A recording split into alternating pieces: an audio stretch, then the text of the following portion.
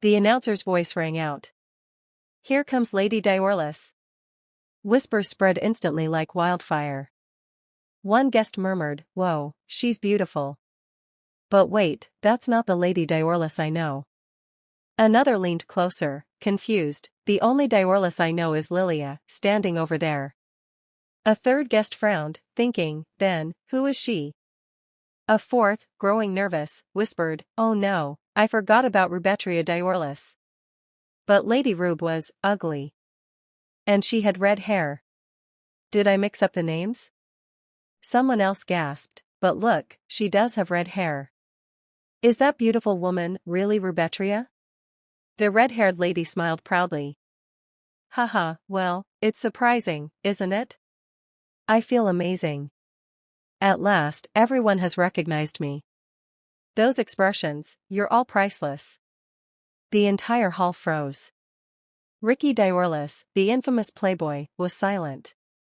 Even Lilia Diorlis and her circle, including Princess Lisbeth, stared in disbelief.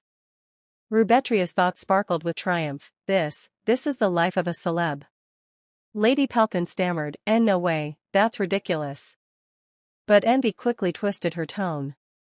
"Are you feeling proud, Rubetria?" Rubetria greeted them smoothly. "Long time no see, ladies." Her identity stunned them. Lilia and her friends recoiled, "The ugly duckling of the Duke's family, the girl we bullied." "Rubetria?" With pride burning in her eyes, Rubetria answered. "Yes, Lady Pelkin. It's me. Do you remember the last time we met? At the dessert shop, 2 years ago?" Pelkin faltered. "Why, you were buying macarons, and I mocked you, saying you were always stuffing your cheeks and getting chubby." Rubetria remembered well, the arrogance, the cruelty, but now she was different. She thought, back then, timid Rubetria couldn't speak, but now Juliet lives inside me. And Juliet doesn't bow to anyone. Her words rang with new pride. "What matters isn't the past, but now. If you'd like, we can have tea together sometime." The whispers grew louder. Someone pointed at her gown. "That dress. Lady Rubetria, isn't it?" Rubetria's smile deepened. "Yes. Madame Becky herself made it for me. The capital's most famous tailor, whose work even princesses wait a year to receive." Gasps rippled across the hall. Rubetria's eyes met Lilia's. "Lilia Diorlis, I know how desperately you begged Becky for one of her dresses. And yet here I stand, wearing it. Tell me, does it make you furious?" She savored the moment. The jealous stares, the disbelief, Cedric Reiser's frozen face, everything she had longed for. When Cedric approached awkwardly, Rubetria dismissed him with elegance, declaring she had not come alone. Her partner, bound by etiquette, had entered separately. The hall fell into stunned silence as the announcer cried. "Prince Lark van Lashma Deckard is entering. The Crown Prince himself." Nobles bowed as he walked in, and Rubetria claimed her place at his side. "Only a man of this caliber can stand with me." Her thoughts soared, the jealous eyes of Lilia, the envy of the noble ladies, the shock on Cedric's face. "This moment is mine." With a dazzling smile, Rubetria declared to the world. "From today, I am the star of the Deckard Empire. I am Rubetria Diorlis." And laughter, bright and victorious, spilled from her lips. "Ah, this feels amazing." Trending celeb Juliet Karenina is a global beauty born to a Korean mother and an English father. She is well known worldwide, receiving immense admiration, love, envy, and jealousy. Juliet is a multi-talented artist with Triple Crown awards in drama, movies, and musicals. She also runs a multi-billion-dollar business called Blanc de Juliet, recently experiencing a highly successful brand promotion and media hype. Juliet was selected as one of the top 10 influential young entrepreneurs globally by the New York Times. Her life seemed perfect without any setbacks. However, everything changed just yesterday. Juliet woke up in a different body, far away from her usual life in Korea, where she had retired a few years ago to live a quieter life. Her retirement transition included becoming a popular daily X-tuber, amassing millions of subscribers and billions of social media followers, making her one of the hottest trends and earning huge revenue from SNS advertisements. Pig Rubetria, a troubled netizen, typed under Juliet's feed, "You're so beautiful. I'm jealous. Your life is so perfect. But I'm just a punching bag. I wish I could live as you for just one day." Suddenly, the tone shifted as Rubetria added, "I've decided to end my life today, Juliet." The news hit Juliet hard. She asked her manager to look into Rubetria. But the next morning, everything changed. Juliet awoke with a start, but something was wrong. "Where am I? This isn't my room," she thought, anxiety rising. "Is this a kidnapping?" A stern voice asked, "Do you remember your name? What do you want?" "I'm Juliet, right," she replied shakily, barely recognizing herself. She saw a mirror and gasped. "No way, is this me? Am I really in this body?" The cold voice answered, "You are Miss Rubetria Diorlis, daughter of a powerful ducal family in the Deckard Empire. You lost your memory due to shock." Juliet's mind raced. "So, I'm no longer Juliet Karenina but this Rubetria? And this is a whole different world." She soon realized Rubetria was bullied by relatives and not welcomed. Voices snapped at her in disdain. "You think causing a suicide scare will get you attention? You're lucky you woke up." But Juliet, now inhabiting Rubetria's body, thought fiercely, "No matter who they are, I won't be pushed around. I am Juliet Karenina inside. And I don't take crap from anyone. If it were me, I'd rather die than live as a fat slob." The words sting like venom. The same voice sneers again. "Do you remember those people? The late Duke Diorlis VII, Lady Lilia Diorlis, Lord Ricky Diorlis? They were your family, your aunt, your uncle. You grew up together like siblings, but now? Look at this. Look at how they treat you." Juliet whispers inwardly, "They were like siblings to me? I don't know, but it seems like we don't get along at all." Mockery grows sharper. "Oh, look at these sugar lumps. Ricky, what are you picking up so disgustingly?" Ricky Diorlis holds something up with disdain. "Is this what you ate before you threw yourself into the pond? Pathetic. Truly pathetic." Then, a dagger of ice in his words. "Tell me, Rubetria, you didn't jump into the pond just because Cedric told you to get lost, did you?" Ricky laughs cruelly, picking up another object. "What's this lump?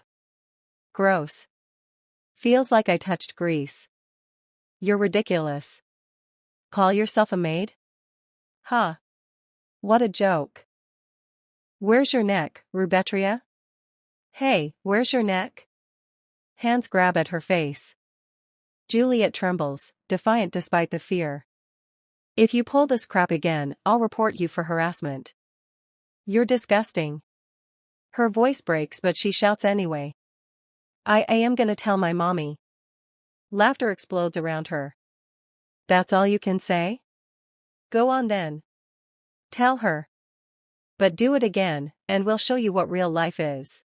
Forget her, Ricky. Let's leave. We'll tell Mom ourselves when she returns." Ricky spits venom one last time. "You're dead. Just wait. Miss Rebecca, right? Could you step outside for a moment?" "Yes, Mississippi." Juliet, desperate, pleads within herself. "This has to be a dream. Please, let me wake up." But the dream does not end. Night falls. Her thoughts unravel in frustration. "This is driving me insane. This isn't a dream, it's real." And then, chaos.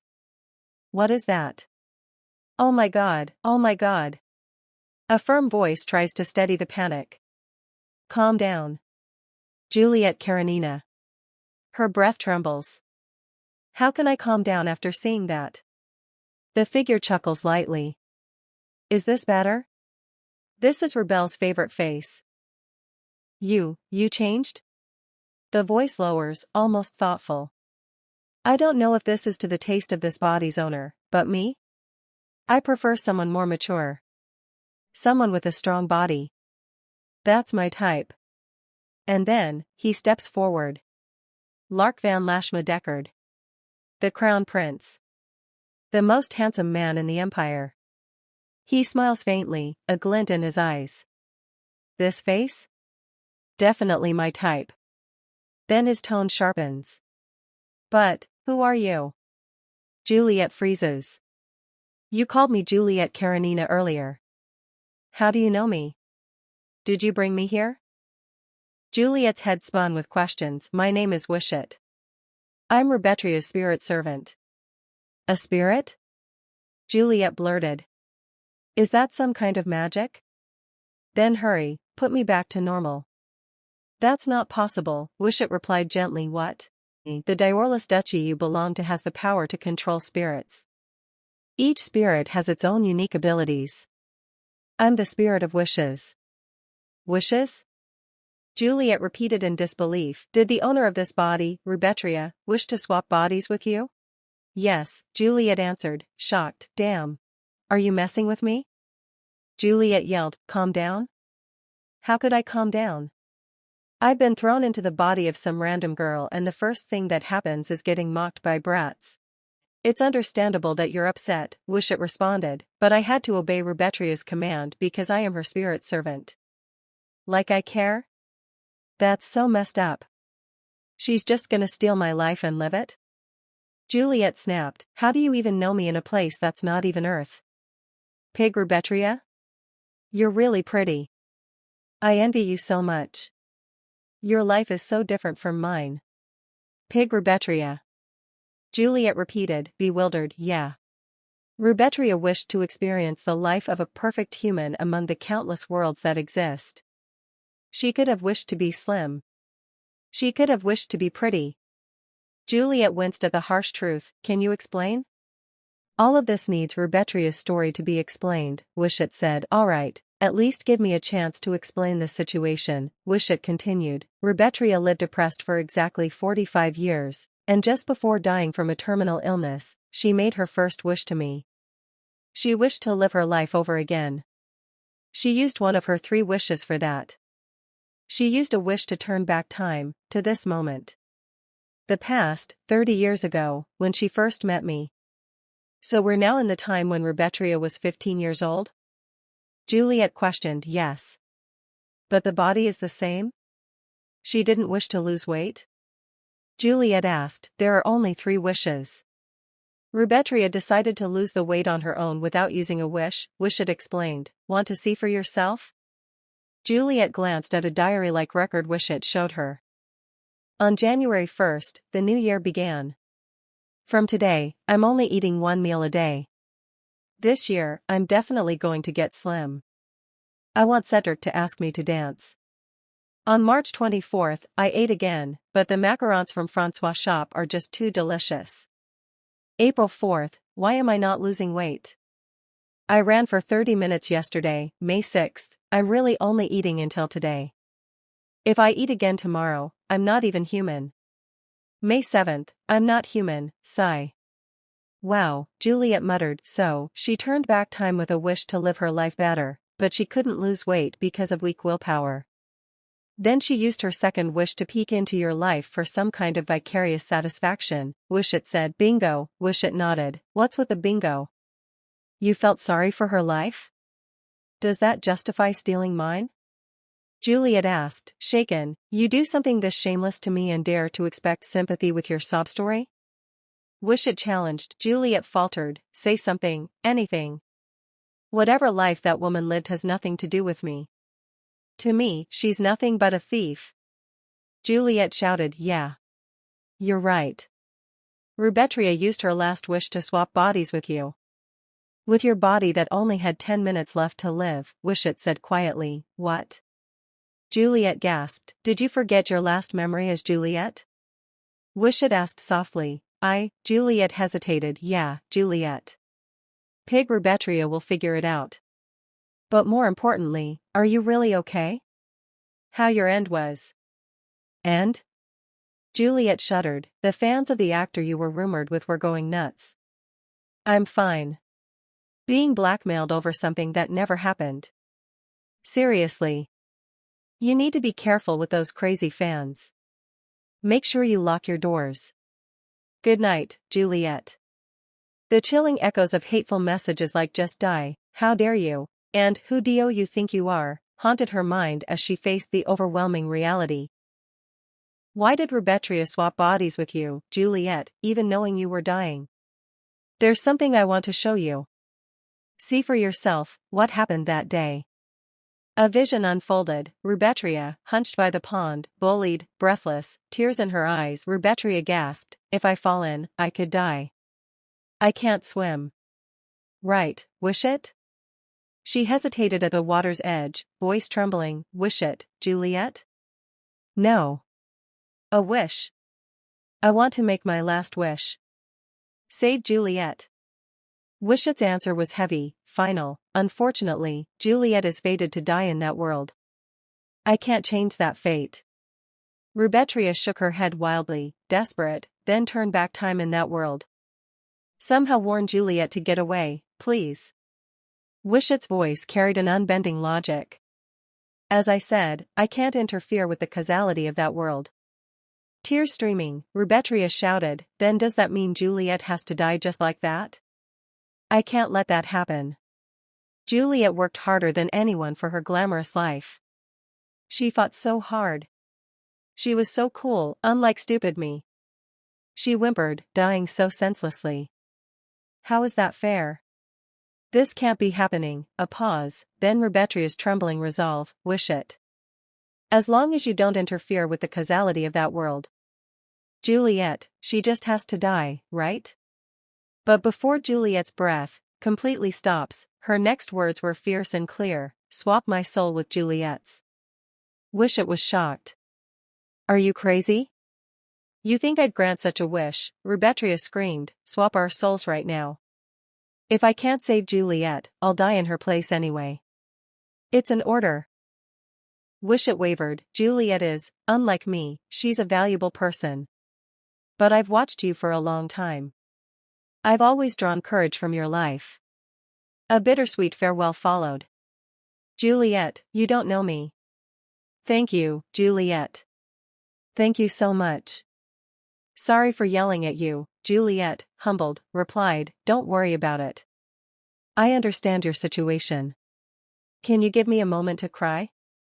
Later, through her tears, she asked, "Have you finished crying? What do you want to do now?" Juliet hesitated, then said, "Rubetria's life, even after turning back time once, it won't be easy." Wishet assured her, "But Rubetria's wishes are already used. Miserable as she was, she still cared about others. If it's you, you'll be able to use me cleverly. Make a wish to me." Juliet, surprised, echoed, "I'm still bound to Rubetria's body as a spirit servant, but the soul inside has changed. So I can make 3 wishes too?"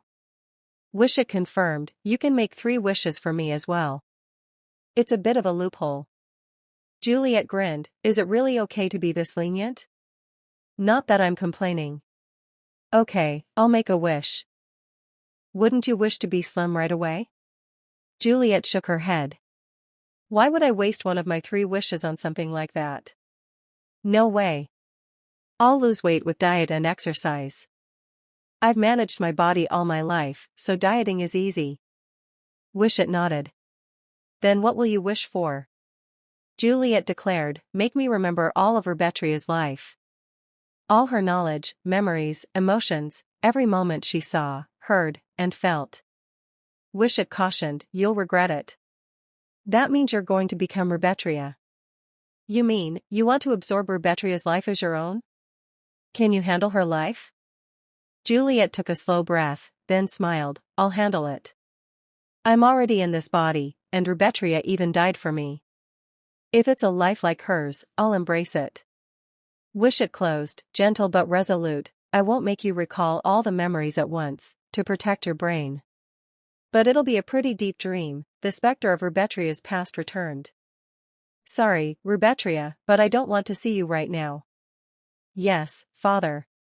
I'll be quiet. Do you think you're something special?" "Rubetria, why are you always like this? Try to be more like Lilia and Ricky." "Another excuse?" I'm so sick of it. No, no, please forgive me. But, they started it. Someone like you isn't even worth living. You'd be better off dead. Rubetria cried out. Father. I'm sorry. I'm so sorry. I know I'm a worthless person, but just this once, even just once, please love me. Please, don't leave me alone, Juliet, reflecting, thought. You couldn't even manage your own life, yet you cared about others. So kind, yet brave enough to face death. Your choices have given me a new life. Rubetria Diorlis, the youngest daughter of the illustrious Diorlis family, born with every imaginable advantage. Spiritually blessed, wealthy, powerful lineage. Her father, might rivaling the imperial line. Her brothers, one a prodigy, one a knight. To outsiders, Rubetria's life should have been perfect, but her world was filled with pain. She suffered under the tyranny of her step-grandmother Valga and Valga's children. Abuse shadowed her, keeping her brilliance, her efforts, her intelligence, hidden from the world. Rubetria's inner monologue. I was doomed to die at 45, obese and broken. That's why I begged Wishet, my spirit servant, to turn back time. Flashback, Rubetria to Wishet. Wishet, can I wish for someone to be killed? Wishet replies, voice neutral. You can. In this world, there's no wish I cannot grant, except for bringing back the dead. Rubetria ponders, then sighs. Then why didn't I just wish for these household trash to disappear? Wishet, softly. You must have been too kind-hearted. You had 2 wishes left. You could have done it. Rubetria wipes her tears. Stop crying. It's okay for me to be beautiful and slim. Maybe I could use a wish to get rid of her. Ugh. Suddenly, my head, Wishet's offer, tempting. If you don't want to be mocked anymore, make a wish to me. Don't hold back, Rubet. Rubetria shakes her head. If I start wishing, I'll get greedy. No. Soon, I'll use all 3 wishes, and then I'd have to part with you forever. I don't want that, Wishet.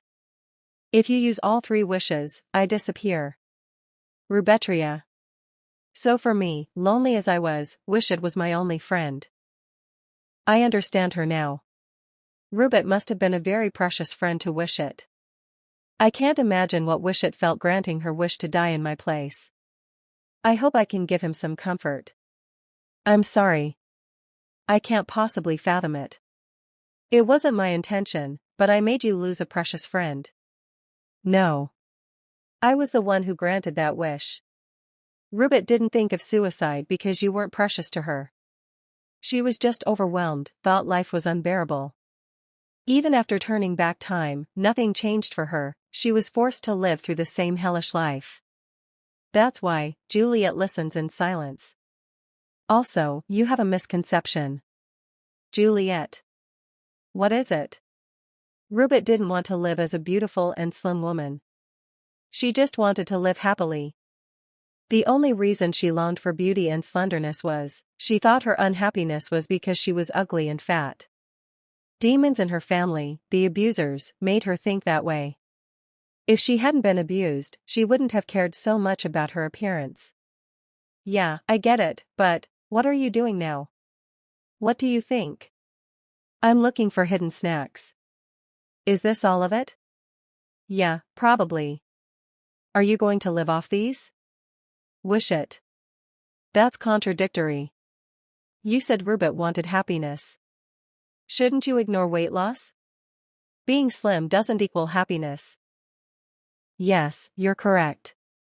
But wanting to lose weight means not wanting to live as the fat Rubet. I'm not doing this for selfish reasons. I'm not denying Rubet's appearance.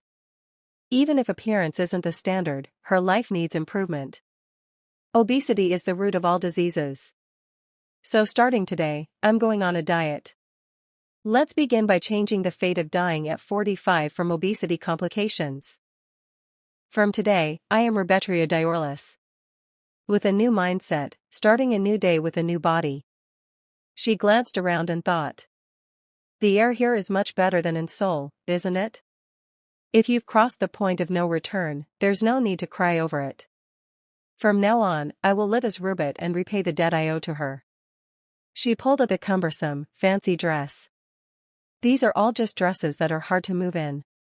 Not a moment can be wasted if I want to change this life. Juliet took a firm stance. Shall I start with custom clothing? Her knowledge of Rubet's life gave her confidence. Rubet was quite knowledgeable. It's no exaggeration to say she mastered things even a noble lady wouldn't need to learn. Juliet declared.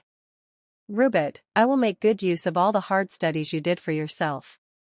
First, I'll disrupt the hierarchy in this household, which is controlled by Volga Diorlis. She narrowed her eyes. Most of the servants are hired by Volga and are on her side. The two brothers, raised by Volga since childhood, know nothing about her true nature. Juliet's voice dropped, a twinge of sorrow revealed. The only one who could possibly help me, my father, has lost his mind. He only lives because he cannot die. My father, Leonard Diorlis, the 8th Duke of Diorlis. She sighed.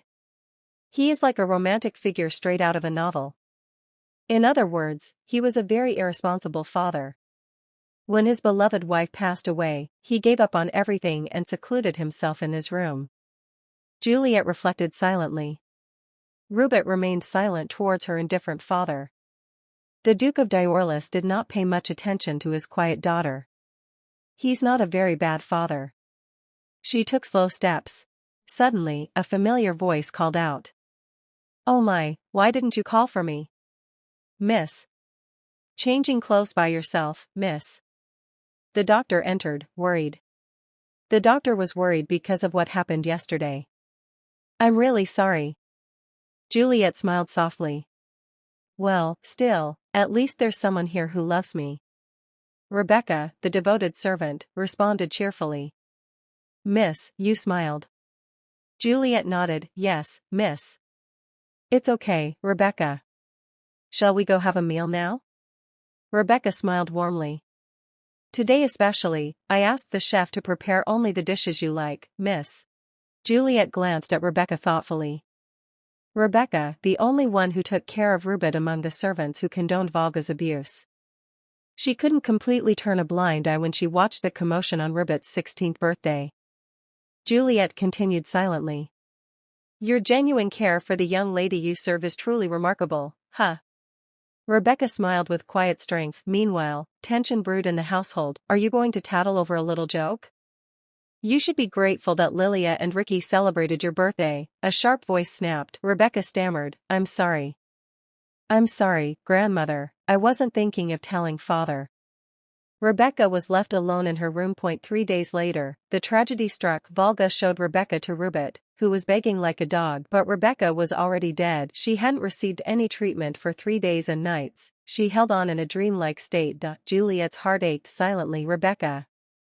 She died because of me. Suddenly, a gentle voice interrupted. Miss. Are you okay? You don't look well. If you're not in the mood to have a meal in your room, how about a chocolate cake topped with macarons? Juliet smiled faintly. All right, then shall we go see the food Rebecca asked for? Rebecca nodded enthusiastically. Juliet took in the sight as she was escorted. There's everything from land, sea, and even air. Juliet exhaled softly. I appreciate you preparing all of this, but I'll just eat this chicken dish. Rebecca smiled warmly. Rebecca, would you like to eat the rest? You can eat with me now. Juliet smiled back. Despite her troubles, Juliet began the journey to rebuild her life. The 3rd floor of the mansion was silent and eerie. A massive door loomed, seemingly never to be opened. This was the room of the Duke of Diorlis, Juliet's father. Footsteps echoed as Juliet approached. A familiar voice called out, Miss? What brings you here early in the morning? The old head butler, who managed the household beside the Duke for years, stood firm. Juliet answered, I came to see my father. The butler's eyes flickered, but the lady of the house is not present, is she? Juliet frowned. When the lady of the house returns from her rest, you may come see him. By lady of the house, the butler meant Volga, Juliet's step-grandmother and tormentor. Juliet's heart sank. Until now, she couldn't see her father without Volga's permission. The idea of Rubetria, secretly abused, Going to see the Duke was unheard of. An opportunity arose. A cold realization crossed her mind, it's strange. A daughter can't even see her father's face at will. And an old butler telling a noble lady what to do is even more absurd. Juliet snapped, excuse me? What did you say? The butler's tone sharpened, at the very least, you should uphold the basic principles of a servant. That's how you can continue to work and eat in this household. Understood? Juliet's fists clenched. Miss, what are you?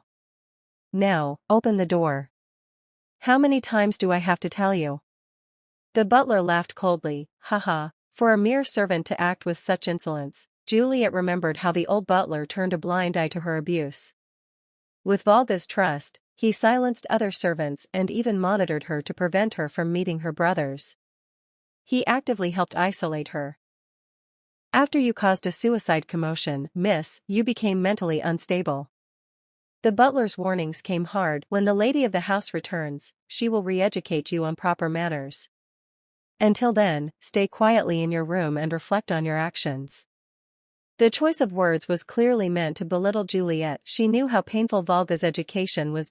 So with a slight mind shift, she felt relief she might lose it completely. Suddenly, the butler's conspiracy was unveiled by other servants. Miss, this atrocity. I will personally deliver this to my father. I'll tell him the old butler is hard of hearing and that it's difficult for him to continue working in the Duke's household. The butler sneered, but as the Duke's door opened, a frail voice sounded, what's going on? I have something to tell you. Servants attempted to assure, Your Grace. It's nothing important. It seems the young lady needs something, but I can take care of it. But Juliet interrupted firmly, No, father. I need to see your face and tell you directly. A faint voice warned, Your Grace. No. That. Juliet interrupted again, ignoring protests, Rob, be quiet. My head is ringing. Entering the dark room, she saw her father.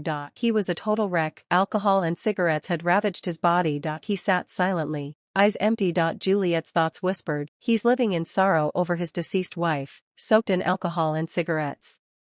He died young at 39. Now, he was 36. Time was too short. To take care of his health, he needed to quit cigarettes. How long has he been living without seeing sunlight? Juliet took a deep breath. Pull yourself together. How long are you going to keep living like this? What?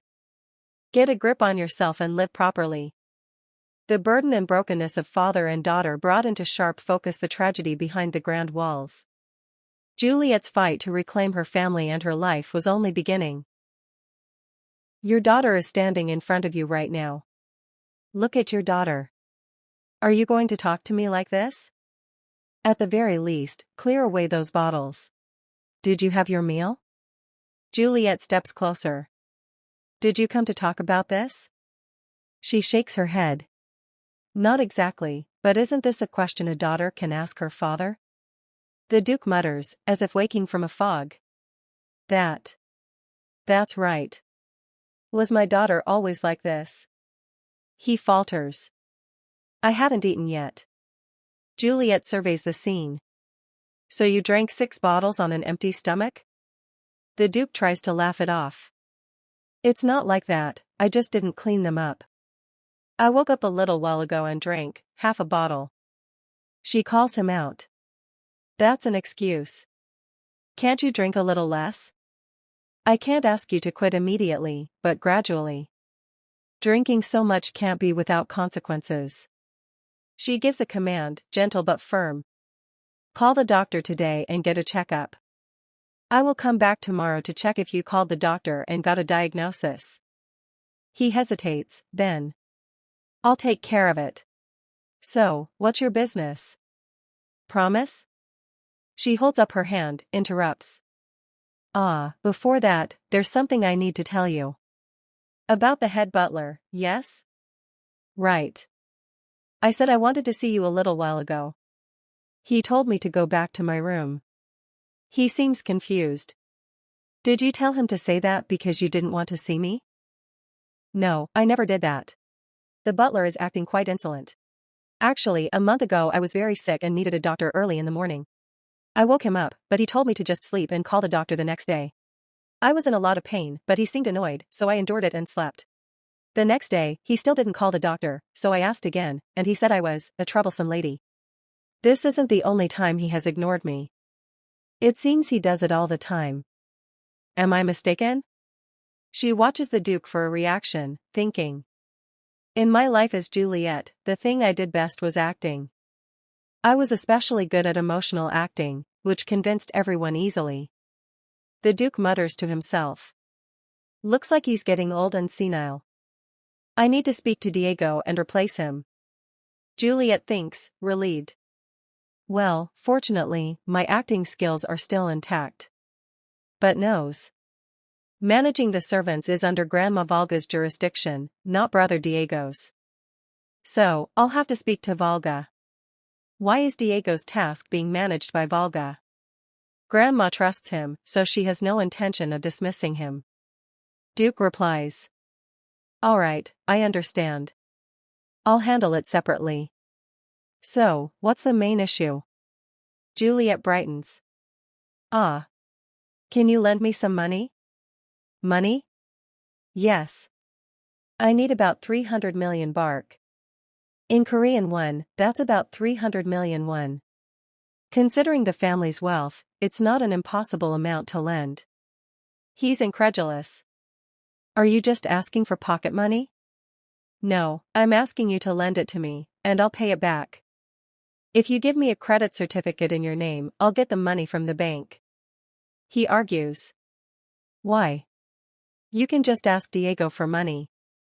Our finances can easily cover your maintenance expenses. But then I would have to explain the usage to Brother.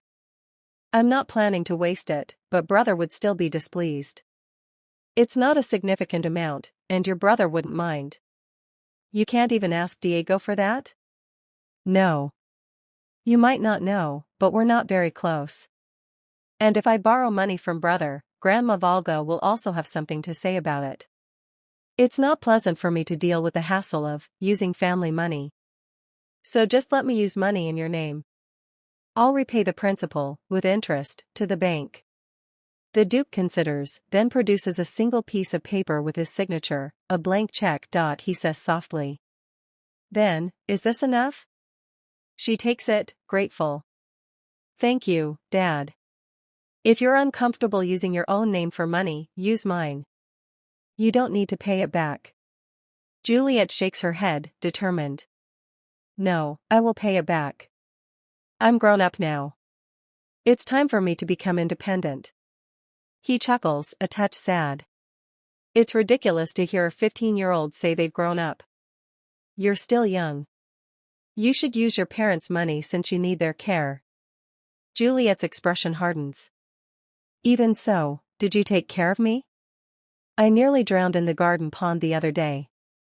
Did you even know? The Duke is shocked. What? How? She shrugs. I fell on purpose, to die. Just kidding. I fell in by accident. I'll be going now. He calls out, voice wavering. Wait. Rubetria. Wait a moment. Juliet pauses at the door. She reflects inwardly. You know, I resented my indifferent father. But I'm trying to understand because I'm your daughter. I don't have memories with Mom, but you do. You've been struggling so much that you couldn't care for a daughter who needs attention. Just as you have been until now, right? Continue to live without caring whether I live or die. I won't bother you, and I'll take care of myself from now on. And as she leaves, determined, Rubet might have wished that her father wouldn't be hurt. But I'm not like that. I resent him and I am angry. I want everyone to know the emotions you had to endure alone. I'll take revenge on everyone who deserves regret and repentance, and those who deserve punishment. I'll do my best for you, Rubet. The ground echoed with the rustling sounds of an eager crowd. They're good, one voice murmured. They're really good. Amazing, another exclaimed. There are ladies who pass by just to sneak a look. Maybe they're watching harder because of that, whispered one. News broke across the gathering, speaking of which, the night of the month popularity poll rankings are out. Lark van Lashma Deckard wins. That makes it 26 wins, 2 draws, and 25 losses. I won, Sir Victor Dialis, Victor said with a humble bow. Well, I can't beat your highness, Victor admitted. Lark smiled as he teased, why don't we rest a bit together, Sir Victor? Now that I've won, I trust you haven't forgotten our wager, Lark continued. Victor sighed, it's been a long time since I've been so earnest about winning. Yes, the favor. A bet is a bet, of course I haven't forgotten. But what could your highness possibly want from me? Lark explained, it's just that lately, I've been in a difficult position during noble meetings. Whenever they see me, they're eager to know when I'll get married. Someone teased, well, your highness is quite late in that regard. Then why not just get married? Victor joked. Lark replied dryly, I can't just bring anyone in right away. So, you're waiting for a passionate love to come along? Victor chuckled. Let's refrain from such childish talk, Lark said, smiling slightly. Yes, your highness, Victor agreed. Crown Prince Lark van Lashma Deckard was considered the most perfect among all heirs in history. By age 10, he had established imperial studies excelling in politics, economics, and diplomacy. By 13, he negotiated friendly relations with the Kingdom of Leven, center of maritime trade. Thanks to his contract with a renowned land spirit, the ground beneath him was always favorable for war. He was an unrivaled soldier and monarch, spending his life striving to meet the world's expectations for the empire's sake, wrapped in a veil of perfect seclusion. Lark chuckled, an uninteresting man. And the fact that this uninteresting man is now bringing up marriage to me. You mean you want me to introduce my 3 younger sisters, right? He joked. Haha, I like how quick-witted you are, my lord. I can no longer officially have a crown princess. Lately, the atmosphere around Nathan has been unsettling. Besides that, is there a particular reason why you need my help? By Nathan, do you mean the second prince? If it's Lilia, she goes to noble parties every day, so it wouldn't be hard for your highness to meet her if you wish. I trust you with that. Pardon? Isn't Lady Lilia your aunt? I'm talking about your younger sister. Rubetria? Why? Is there a problem? Why? Is there a problem with that? Cast the current crown prince as a model team leader, formerly Juliet, now Rubetria.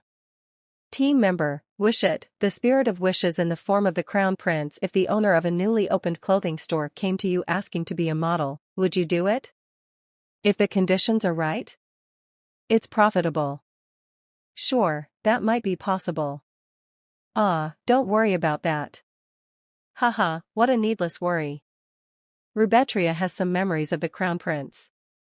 But the crown prince doesn't need money, and since he's only interested in the empire's prosperity, he'll be even more likely to refuse the proposal. He is such an overwhelming personality every time we meet. Do you think I couldn't think that far? What method will you use then? It's natural that the crown prince, who already has everything, seems beyond my reach. Valuing the empire highly, it seems reasonable to offer something beneficial for the empire. But the problem is, I don't have such things right now. Still unemployed. However, what if I save his life? Yeah, not bad, right? You mean using future memories to save the crown prince? Save the crown prince and get a model, truly killing 2 birds with 1 stone. According to Rubetria's memories, the second prince Nathan, who coveted the throne, successfully assassinates Crown Prince Lark van Lashma Deckard, resulting in the death of the first crown prince. But he must live. For me. For this country, because Nathan will become a tyrant. He will ruin the country, and I can't miss the chance to have a handsome and wise ruler, filled with personal desires. The Deckard Empire is blessed by spirits. This country holds 2 chosen bloodlines, the royal family, Deckard, and the duke's family of Diorlis, Rubetria's family. Each member is born with golden eyes, a sign of being a spirit mage. Without exception, every member is a spirit mage. They form contracts with spirits on their 15th birthday. Only one known exception exists. These golden eyes symbolize power. The families aim to produce as many spirit mages as possible to maintain their influence throughout history. Spirit mages ruled powerfully. How? by having many children, splitting lines of power. Thus, the emperor of the Deckard Empire must have multiple wives, resulting in dozens of imperial children. The Deckard family tree became an unprecedentedly chaotic household. Dark incidents marked the lineage. Deckard III's first prince was purged. Deckard IV's sixth wife died mysteriously. Deckard V's 31st prince was assassinated while selecting spirit mages. There are many children but only one emperors. C to claim. Some sought power by killing their siblings. The second prince, Nathan van Lishmer Deckard, was among them. The crown prince died around Rubetria's 16th birthday. Less than a year remains until the new heir must step forth. Time is tight. Suddenly, Miss, the tailor is here. Rubetria called back cheerfully. Oh. Come in. The tailor, Becky, unknown to others but known to Rubetria, entered. Miss, how have you been? Becky always makes clothes that fit me perfectly, so I'm very comfortable. Why have you called me today? It hasn't been long since you had a new dress made. Rubetria smiled. I'm not here to talk about the dress today. Please sit down, I have a lot to talk about. Time passed quickly. Rubetria had completely adapted to her new body. But something is definitely different from before. Rebecca, the faithful servant, praised her. You did a great job today, Mississippi. Yes, Rebecca, it felt different today. The air was good, right? The first change. Good job.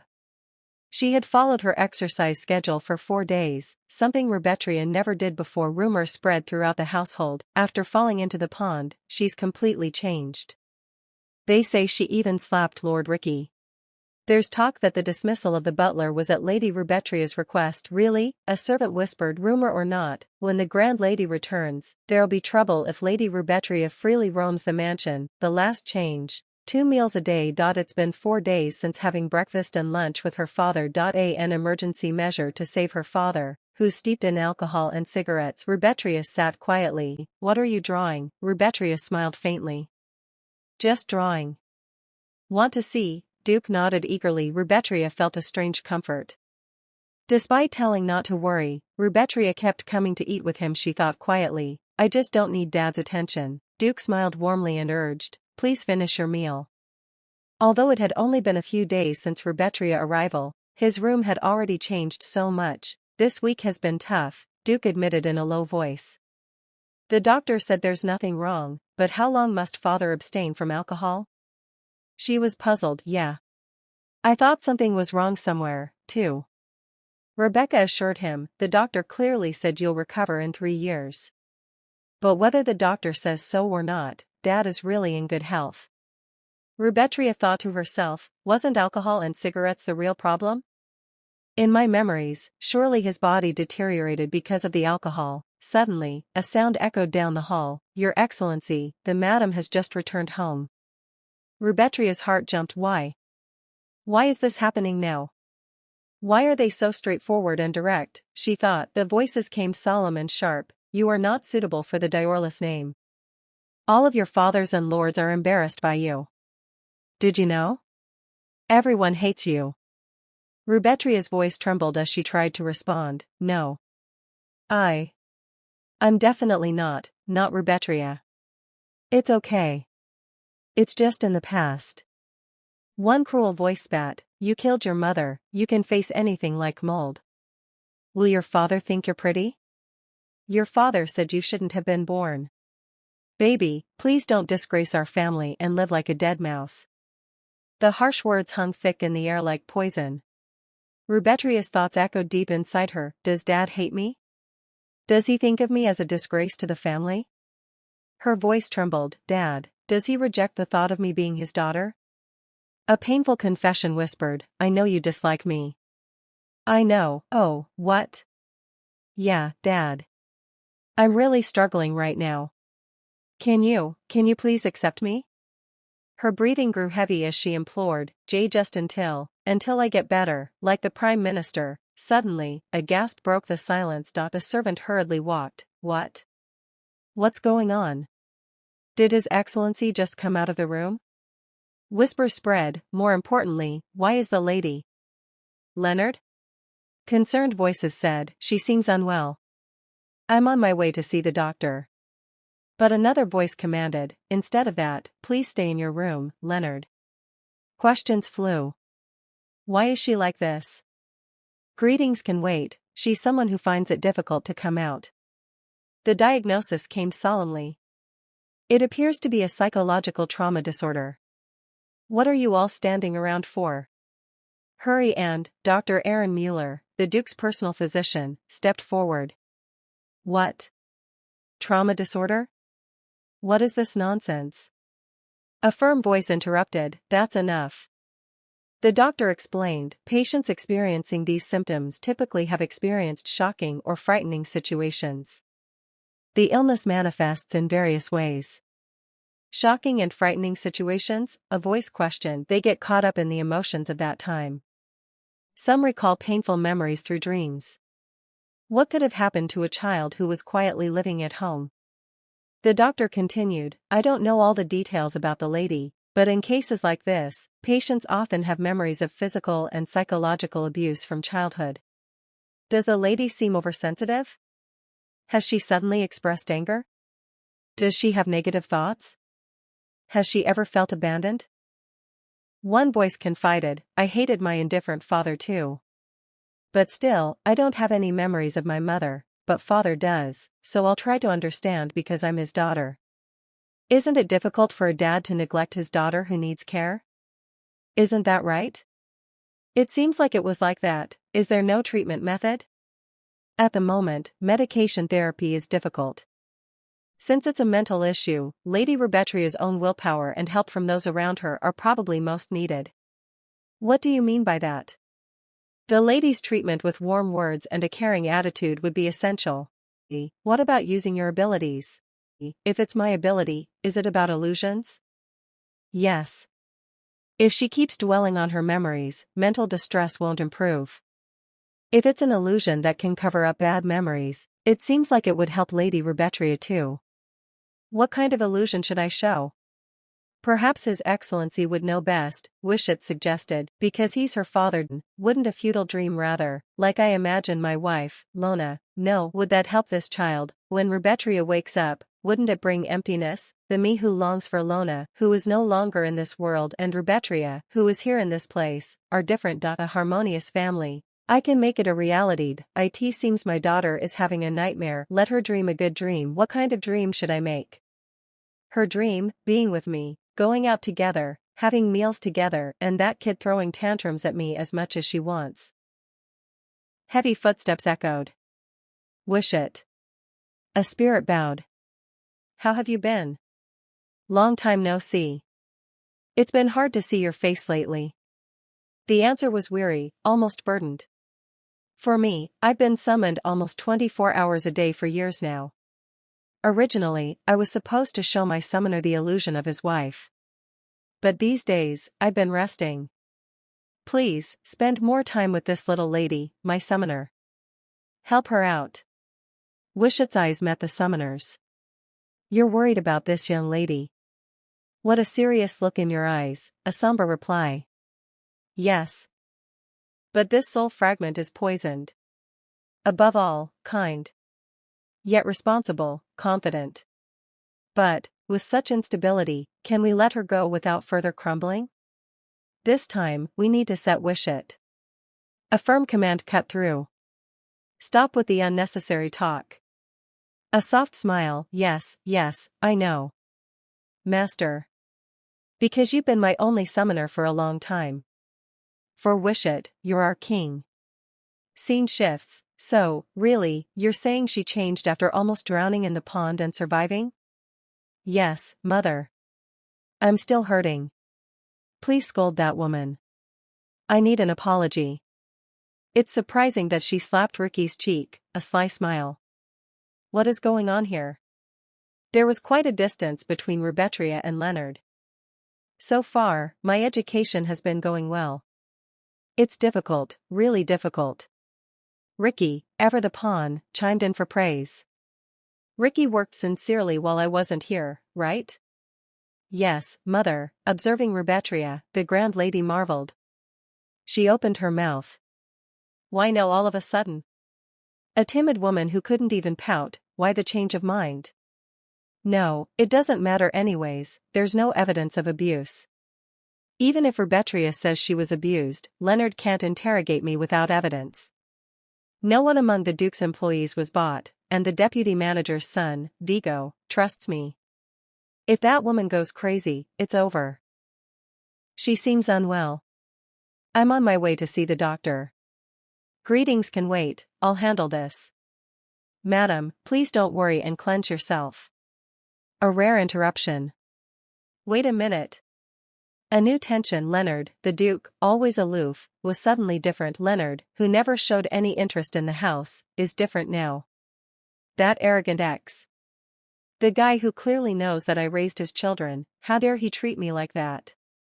She gritted her teeth. Okay. Try not to get involved with Rubetria if possible. He should at least pretend to be grateful. First, be careful with your actions from now on. For the time being, don't harass anyone, and make sure to watch your behavior in front of the employees. Ricky blinked. Huh. The warning was final. Don't you dare find out how Rubetria has changed. I will be a bit busy from now on, so I won't be around. Ricky protested. What do you mean, Mother? You fool. Don't get involved? But that dog slapped my cheek? You're not going to scold her? When your mother speaks, you should respond respectfully. Why talk back? I've said it clearly. A grumble, finally. Alright, I'm sorry. If it weren't for you, how could I have lived grumbling in this house? Even Lilia and Ricky are urged. Mother, calm down. The conversation turns toward the future. Your 15th birthday is just a year away now, right? As promised with Mother, once you choose an heir to the spirit's lineage, you can do as you please then. In the Fountain of the Master, there are numerous spirits, all of their abilities will be desirable, but never be deceived. You're only making a pact with the one Mother talked about. There's pressure, but also hope. Yeah. I'll definitely find it, Mother. But Mother, what if a spirit doesn't choose anything, like what happened with Rubetria? A sneer. You and I are a little different. What a stupid kid. There's no reason for you not to be chosen. Even if it's not red hair, you have Dios's blood flowing through you. So you can find it. The Wishet spirit. Rubetria wakes from vivid, awkward dreams. Wishet asks softly, what kind of dream did you have? Rubetria rubs her temples, embarrassed. No, why would I dream of something like this? I dreamed of going on an outing with Dad. You know when you're on a diet but you order a full course of lamb at a restaurant? Her mental diary adds, I even finished the dessert without leaving a trace. The plates were so small. She nervously laughs, it felt like a good dream, but thinking about how boldly I ate makes my spine chill. It's fortunate it was just a dream. She reflects, after laughing and having a meal with Dad, I probably threw a tantrum or something. It was embarrassing, but we even went flower viewing and watched a play. Dad, with a look he would never give in reality, said he was okay with anything. The realization dawns, that's the reality Rubetria wanted after all. She whispers, I'm sorry. It's ridiculous, but I feel much better. Turning to Wishet, she admits, despite telling you not to worry, I showed myself to be too weak. I didn't know just hearing that woman's name would trigger such a strong reaction in my body. Wishet reassures, I anticipated this from the moment you absorbed Rubetria's memories. You don't have to apologize for such things. Flustered, Rubetria brushes it off, okay, let's stop there now. She thinks, come to think of it, I made a fuss with Dad for no reason. Why are you curious about that? But you don't even care. She relives her plea, I'm really struggling right now. Can you please accept me? Just for a little while, let me improve with a pinch of salt each time. Did I really cling to ask for a hug? I might die of embarrassment. Ugh, I need to stop thinking about it, but it keeps coming back. Wishet tries to calm, okay, please calm down your mind. Suddenly, a loud knock. Dad. She gasps, W.O. No, it's not Dad, but Vigo? Vigo approaches. No, let's go out together. You seem okay. What's this all of a sudden? She's tense but grateful. The Duke must have been worried because he picked me up after I fell and called the doctor. She snaps, so what? Don't make me remember that I was just a stupid idiot. Vigo Diorlis, the eldest brother, whom Rubetria has a neutral relationship with. Vigo felt gratitude toward Volga, who raised them instead of their mother. Rubetria thinks he believed in Volga's kind face all his life without question, cherishing the twins and doing anything she said. I understand my brother's feelings. He thought Volga cared for us siblings while her own twins received less affection. But the fact Rubetria couldn't say anything about Volga's abuse was also because of Vigo. Vigo was always Volga's strong shield. How to resolve this is now a task left for me. Vigo asks, by the way, Rubetria, Volga has been awfully quiet. I thought she would come running immediately. Rubetria replies, yeah, I don't know if she's plotting something right now, but for now, it's nothing bad for me. Honestly, it's hard to face her because of the trauma. It's a bit embarrassing, me, of all people. She steels herself. First, I need to do what I can now. Today, I'll start with model casting. She turns to Dad, Dad, you'll have to have lunch alone today. Why? Oh. I didn't expect you to be curious. What play? I'm going to see a play in the city. I'm not going anywhere strange. Please don't stare at me like that. Would you like to see this? It's starring Sarah Hugo, a popular actress in the capital these days. I'm a fan of hers. I want to see her to lift my spirits. She's grateful he doesn't ask about yesterday. If he had, I wouldn't have been able to avoid talking about Volga. Dad surprises, then let's go out together. You're going out now? Why, don't you want to? It is surprising, Dad going out, of all people, someone who lives like a mole inside his room. She relents, sounds good. But I get to choose the lunch menu. No greens. I need to lose weight, so I can't have anything else. Dad concedes, then, just for today. She beams, you've lost half your weight in a week, though. Just for today, I'll eat something different. Please buy me something delicious. The curtain lifts on a play. On stage, the famous Sarah Hugo throws herself into Helga's monologue. Oh, Simon. My breath. My life. Nothing can replace you. Even death cannot extinguish my desire for you. Rubetria, watching, is struck by the performance. Acting, she's really good at it. The actress in me is thrilled. Sarah Hugo, commoner born, now the most popular woman in the capital. The seats are filled. The play, The Death of Helga, sells out every show. Rubetria thinks. She's so blunt, so talented, yet she commits suicide so young. She remembers the rumors and the dark side of the industry. The genius Sarah Hugo will commit suicide a few years from now. Many speculated why. Most said she became the mistress of an old count at the height of her fame and retired. But, she was probably blackmailed. I know, because I've been an actress too. She loved acting, more than anything. A resolve hardens. In this life, I'll let her act as much as she wants. After the show, Rubetria speaks to her father. Dad. Please wait here for a bit. What? Hold on. In the theater crowd, Rubetria presses forward. I want to get Sarah Hugo's autograph. She politely makes her way to the stage door but is stopped. My apologies. Unfortunately, Miss Sarah needs to rest now. Rubetria doesn't stop. Could you all step aside? My name is Rubetria Diorlis. There's instant recognition and deference. Oh. Princess Diorlis, it is an immense honor that you came to see us. This way, please. Rubetria reflects. Power is the best. She finally meets Sarah Hugo in person. Rubetria bows.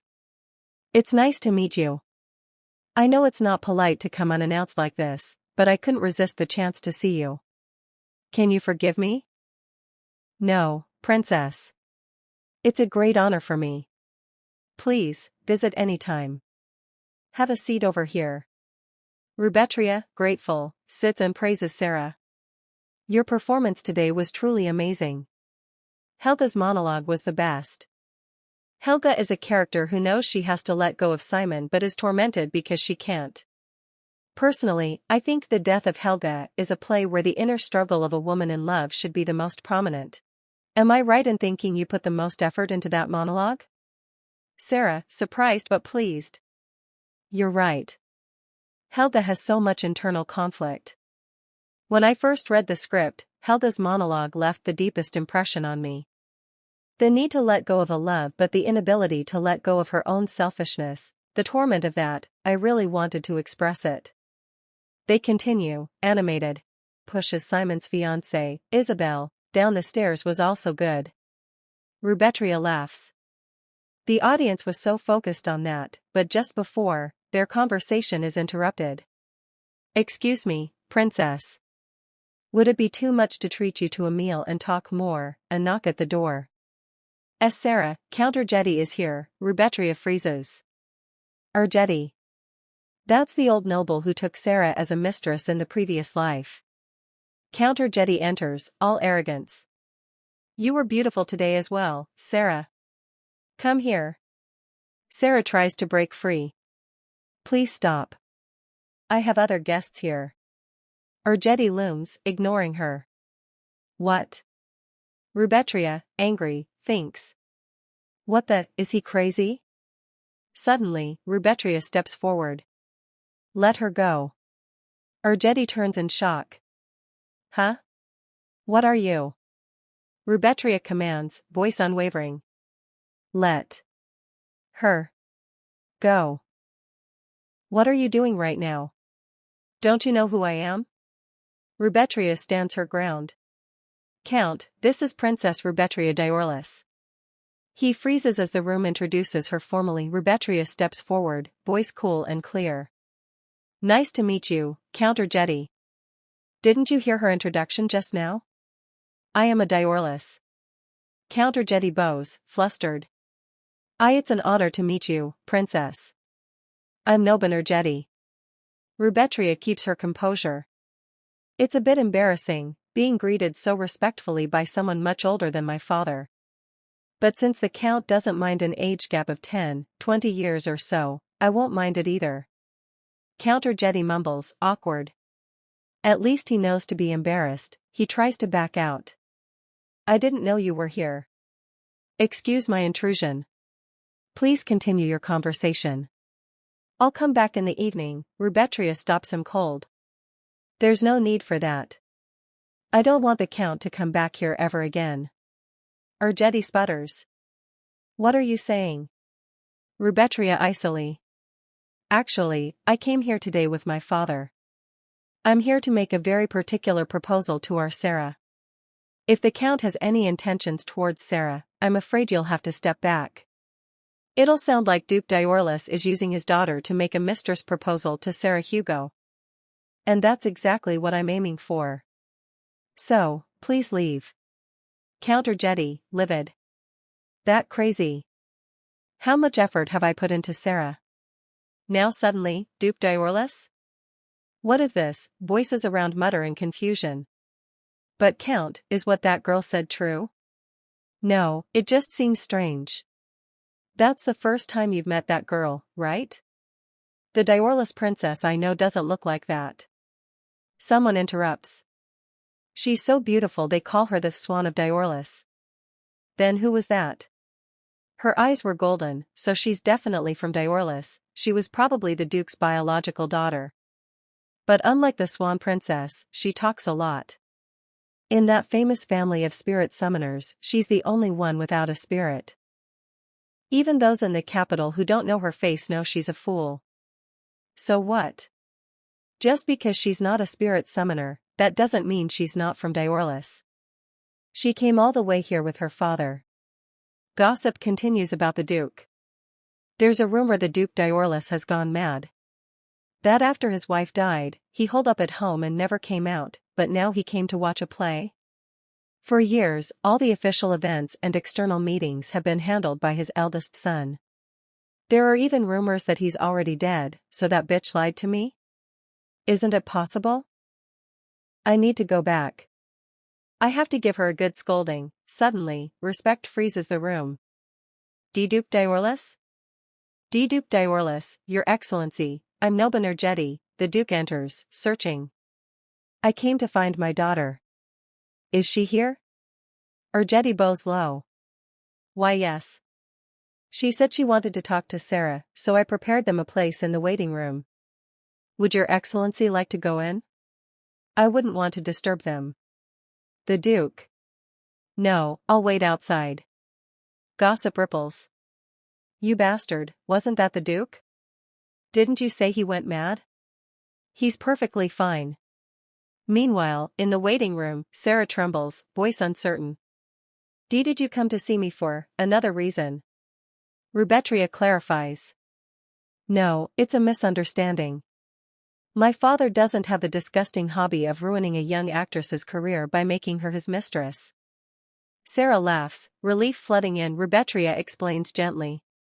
If it's alright, I'd like to help you, Sarah. I plan to come regularly to watch your plays. If it's known that Diorlis is keeping an eye on Sarah, those nobles proposing to make you their mistress will go away. Sarah questions. May I ask why you're helping me so much? Rubetria is honest. You're right, there's no such thing as free lunch. While I genuinely want a talented actress like you to perform comfortably. To be honest, I do have something I hope to ask of you. Let's sit down for this kind of conversation. Sarah agrees hesitantly. Why yes? What kind of conversation? Rubetria assures it's not a mistress proposal or an unfair demand. And nothing will happen if you refuse. I'd like your help with a business I'm planning on starting. I'll offer you a fair price, so it's more of a contract than just help. Sarah is genuinely interested. What do you think? Will you hear me out?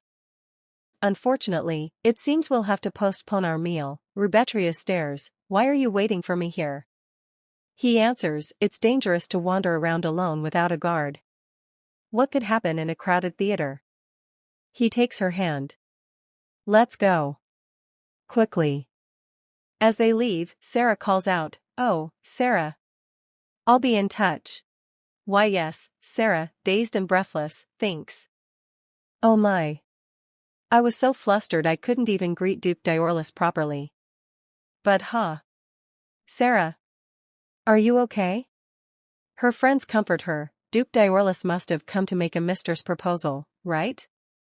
Sarah insists, no.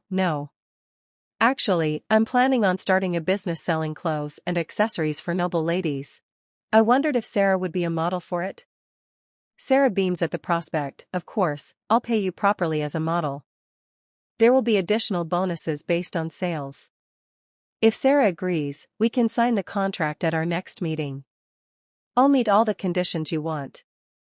The princess promised to back me up. A mixture of awe and joy, Sarah thinks. Although I'm just a commoner actress, even if I refused her offer, she said she'd keep coming to see my plays. Today was my last performance. Did you know, Princess Rubetria? As a commoner actress with nothing, I caught the eye of Count Urgeti. He threatened me and the theater troupe every day. That's right, today was supposed to be the last day of performing the roles I wanted and standing on stage, but thanks to the princess, I can continue acting. Her friends squeal and hug her in celebration. Remembering the day of our first meeting warmly. With love, Sarah Hugo. Rubetria's excitement is palpable. Is it that good? It is. Sarah agreed to be the model for Blanc de Ruby, the boutique I'm opening. I have successfully secured a women's clothing model. Now all that's left is to make money. Back at home, Rubetria's mind is racing with plans. She asks her father seriously. How much do houses in the city outskirts cost? Dad is alarmed. Why do you ask? Rubetria confides, when I make money, I want to buy a house there and live on my own. Wishet, I've always wanted to build a cozy house in a place with fresh air. I want to keep a cat with black, yellow, and white fur mixed together. A cat with tricolored fur. The small dream that Rubetria had before regressing. I really want to achieve it. She presses Dad. So, how much are the houses in the outskirts? Dad counters, why are you thinking about that already? Why do you want to live alone, without even getting married? No, anyway. You're still too young. It's dangerous outside, Rubetria retorts, can't I live alone? Do I need your permission for that?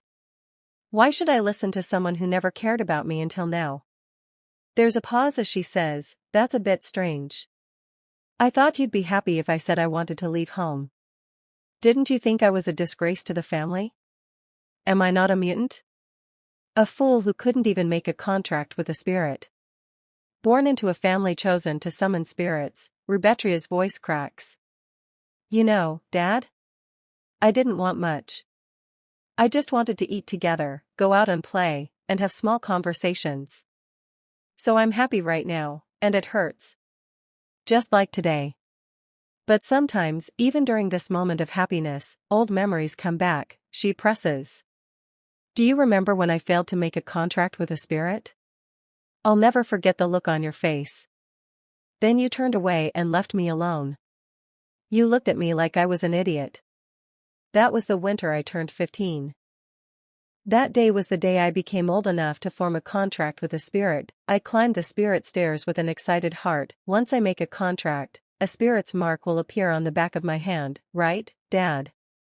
I will come back with a magnificent spirit. I thought, and when I do, Dad will finally praise me a little. But the spirit I contracted with was one of the most dangerous among the highest-ranking spirits, the spirit of wishes. This spirit appears only in legends and might have been a spirit someone desperately wanted to meet. The royal family seals anyone who contracts with a spirit classified as dangerous. If it's known that you contracted with me, you could be killed. I'll hide the mark on your hand. I'm really sorry. And you must say you failed to contract with a spirit. I couldn't make a contract with any spirit. Please wait, let's go together. Dad. I remember his expression, it said everything. I know how you felt. I understand. You told me with that expression you're lacking in many ways. I don't remember, I don't know what my expression was back then. But I never thought of you as a disgrace to our family. Is that so? There's no problem with not being able to contract with a spirit. Don't you believe me? Failing the contract wasn't your fault. You're right. It wasn't my fault. But, couldn't you have just told me it was okay? So I wouldn't think I did something wrong? So I wouldn't feel the guilt of being useless? You could have told me it was nothing to apologize for. You could have said that. Yes, my lord, Deputy Goat. Was it half a year ago? On Rubetria's birthday, were you there then? The day we went to the royal family for her contract? Yes, I accompanied you. I couldn't forget the look on your face. Then you left me alone and walked away. You looked at me like I was a failure. Damn it. Living half-drunk most of the time makes my memory foggy. Well, aside from Princess Rubetria failing her spirit contract, there wasn't anything particularly notable. Tell me, what was I like then? You assaulted Chief Priest Razu, and the royal family fined you for it. Oh, that damned old man. The chief priest managing the spirit contract altar. 6 months ago, on Rubetria's 15th birthday. Dad. I will come back with a magnificent spirit. She looks just like her mother. I'm really sorry. I couldn't make a contract with any spirit. What? A failed contract? What a disgrace to Diorlis. Which bastard just, I was worried because the rumors said she was lacking. It's true. But a fool has come out of Diorlis. Please wait. Let's go together. Dad. What did you just call my daughter? A fool? What, the Duke? Are you insane? Duke Diorlis assaulted the chief priest that day, and the royal family fined him, unable to sentence him to imprisonment. Damn it. I had completely forgotten. I probably reacted to Razu. But Rubetria must have thought I was angry at her. Couldn't you have just told me it was okay? Yeah, I should have.